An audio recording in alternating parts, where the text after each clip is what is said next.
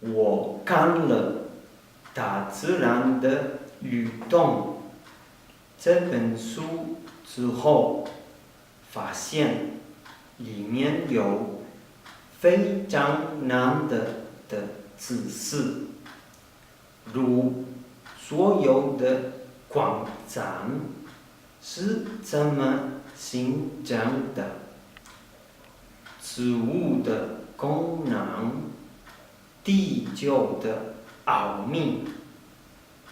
石油永远抽不干和必要争夺，大自然都安排的很齐全，只要安心使用，不浪费，绝对没问题。这本书讲得很清楚，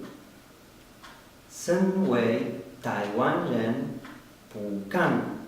是在太可惜。在阿根廷有新闻版，我们看了，真是难得的一本书，